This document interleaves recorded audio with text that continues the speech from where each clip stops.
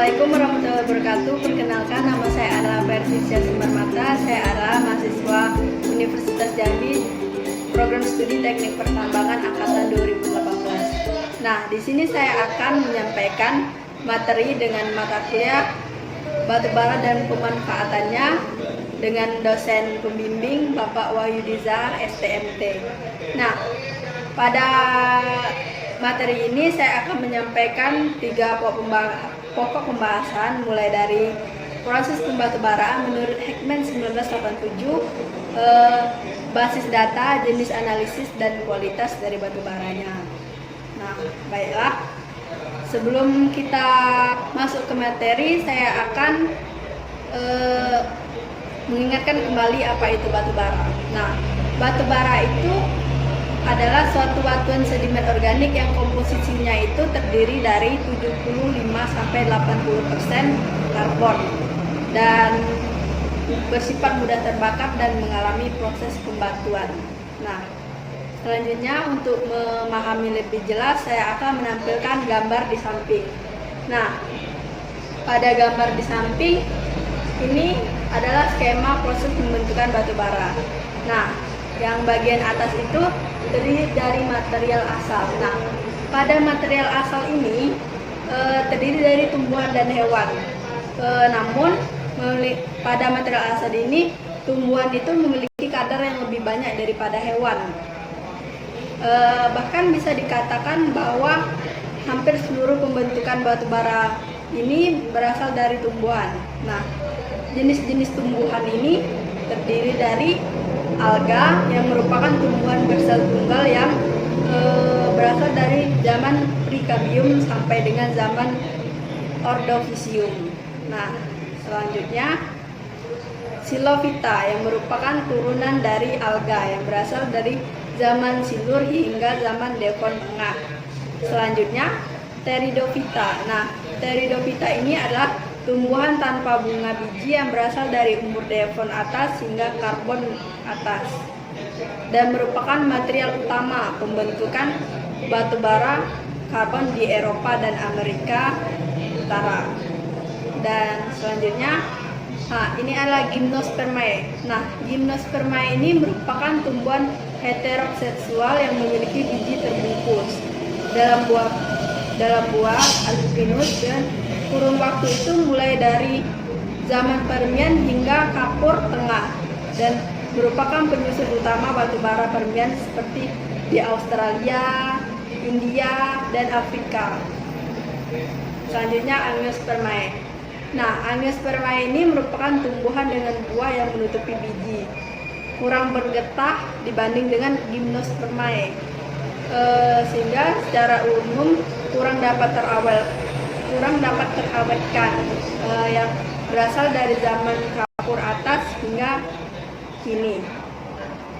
Selanjutnya, pembentukan di rawa gambut itu dibedakan menjadi 2, autokon dan aulokon. Nah, autokon ini pembentukannya di rawa itu sendiri. Pada autokon ini pembentukannya di rawa itu sendiri, yaitu tumbuhan yang mengalami transportasi. Nah, terjadi proses transportasi di sini. Selanjutnya itu adalah aulokon. Nah, pada aulokon tumbuhan berasal tidak dari satu tempat pembentukannya. Tumbuhan itu berasal dari tempatnya itu tidak satu tempat dengan pembentukannya dan mengalami proses transportasi. Biasanya ini tertransportasi oleh air, seperti air sungai atau air laut atau sebagainya. Material yang terbawa ini teroksidasi atau yang akan terendapkan di cekungan yang akan membentuk suatu rawa gambut nantinya. Penggambutan itu terbagi menjadi 2, yaitu 2 tahap, yaitu penggambutan tahap diagenesa atau tahap biokimia. Nah, ini dimulai dari penggambutan sampai dengan lignit. Nah, pada tahap metamorfosa atau yang kedua tahap metamorfosa atau geokimia. Nah, pada tahap geokimia ini dari lignit sampai antrasit. Nah, selanjutnya tahap geokimia ini adalah tahap di mana sisa tumbuhan yang telah mati terakumulasi tersimpan dalam kondisi bebas oksigen atau anaerobik. Nah, di dalam daerah berair atau disebut dengan rawa dengan sistem pengeringan yang buruk, selalu tergenang air pada kedalaman 0,5 sampai dengan 10 meter. Nah, pada saat ini mengakibatkan bakteri yang bersifat aerob tidak dapat hidup dan membuat proses pembusukan tidak berjalan dengan sempurna. Selanjutnya itu material busuk ini melepaskan unsur hidrogen, nitrogen, oksigen, dan karbon dalam bentuk senyawa CO2 dan H2O serta NH3 untuk menjadi humus. Nah, selanjutnya oleh bakteri anaerob dan fungi diubah menjadi gambut. Selanjutnya tahap geokimia. Nah, pada tahap geokimia ini tidak ada lagi aktivitas organisme seperti bakteri, tetapi didominasi oleh peningkatan temperatur dan tekanan yang disebabkan oleh peningkatan kedalaman. Nah, pada tahap ini terjadi pada kedalaman di atas 10 meter. Ya, selanjutnya pada tahap ini terjadi peningkatan rank pada batu bara. Nah, mulai dari lignit sampai dengan antrasit. Pada saat ini persentase karbon itu akan meningkat. Proses ini akan menghasilkan batu bara dalam berbagai tingkat kematangan material mulai dari lignit sampai dengan antrasit. Nah, selanjutnya adalah klasifikasi batu. Pada skema kita melihat yang ketiga itu klasifikasi batu bara. Nah, pada klasifikasi batu bara ini terdiri dari gambut. Nah, gambut ini merupakan awal proses pembatubaraan, sehingga endapan ini memperlihatkan sifat awal dari bahan dasarnya atau tumbuhan-tumbuhan, seperti yang telah saya jelaskan pertama tadi. Nah, gambut ini merupakan jenis batu bara peringkat rendah dengan pori-pori dan memiliki kadar air di atas 75%, serta memiliki nilai kalori yang rendah. Nah, selanjutnya itu lignit. Nah, pada lignit, golongan ini sudah memperlihatkan proses struktur kekar dan gejala perlapisan. Nah, apabila dikeringkan, maka gas akan keluar. Batu bara muda memiliki kandungan karbon energi yang rendah, kadar air, zat volatil, dan mineral organik yang tinggi, sehingga pemanfaatannya sebagai sumber energi menjadi tidak menguntungkan. Sebagian energi dipakai menguapkan air dan mengurangi energi bersih yang diperoleh. Nah, selanjutnya pada skema subbituminous.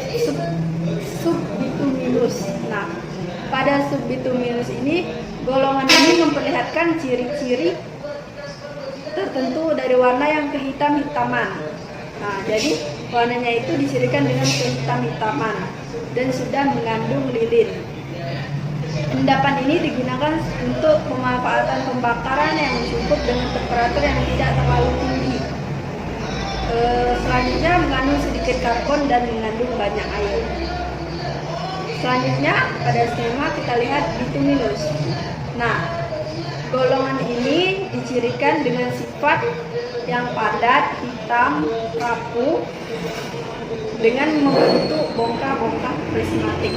Nah, pada bituminous ini berlapis dan tidak mengeluarkan gas apabila dikeringkan. Endapan ini dapat digunakan untuk kepentingan industri dan transportasi. Bituminous ini mengandung 68 sampai 86% unsur karbon memiliki kadar air 8-10% dari beratnya dan memiliki kandungan abu dan sulfur. Selanjutnya antrasit. Nah, antrasit ini adalah batu bara yang memiliki kelas tertinggi pada batu bara. Nah, antrasit ini memiliki ciri-ciri memiliki warna hitam metalik dan mengandung unsur karbon itu 86 sampai dengan 98%. Dengan kadar air kurang dari 8%. Lebih sedikit kadar kandungan airnya. Golongan ini berwarna hitam hitam keras, tinggi, dan pecahannya membentuk pecahan kokoidal. Pada proses pembakaran memperlihatkan warna biru dengan derajat pemanasan yang tinggi. Digunakan untuk berbagai macam industri yang memerlukan temperatur yang tinggi. Selanjutnya di skema ini kita bisa melihat basis data. Nah, pada basis data ini pada batu bara itu merupakan dasar yang dipakai untuk menyatakan nilai dari suatu parameter dan menginterpretasikan nilai tersebut pada kondisi tertentu batu bara.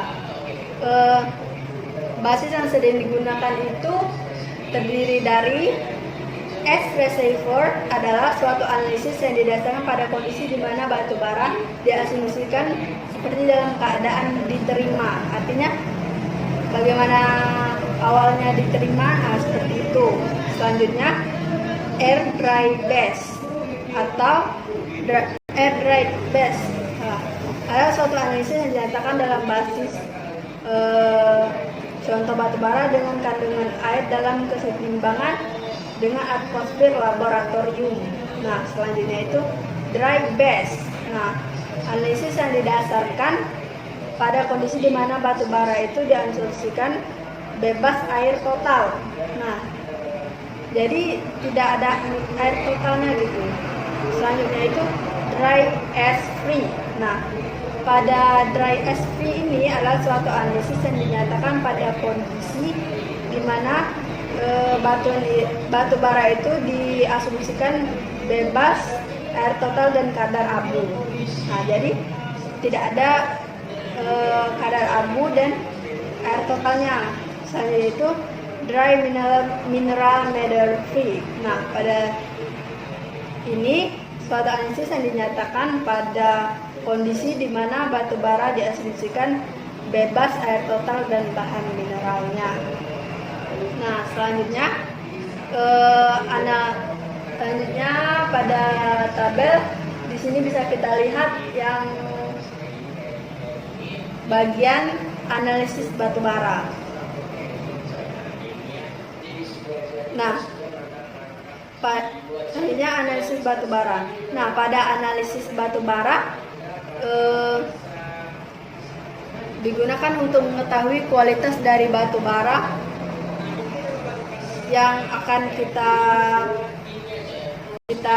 gunakan. Nah, analisis batu bara ini terdiri dari yang pertama analisis proximat. Nah, pada analisis proximat ini bertujuan untuk menentukan kadar moisture air dalam batu bara.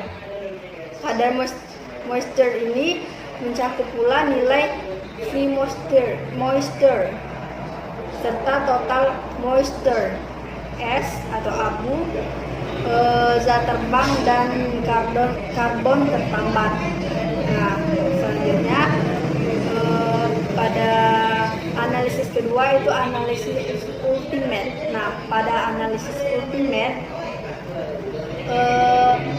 itu adalah dasar untuk mendeskripsikan tipe batu bara yang dilakukan untuk menentukan kadar karbon, hidrogen, oksigen, nitrogen, dan sulfur dalam suatu batu bara. Prosedur analisis ultimate ini cukup ringkas. Cukup dengan memasukkan sampel batu bara ke dalam alat dan hasil analisis akan muncul kemudian pada layar komputer. Selanjutnya analisis lainnya, analisis ini untuk menentukan nilai kalor, total sulfur, susunan kandungan abu, titik leleh abu, dan HGI dan lain-lainnya.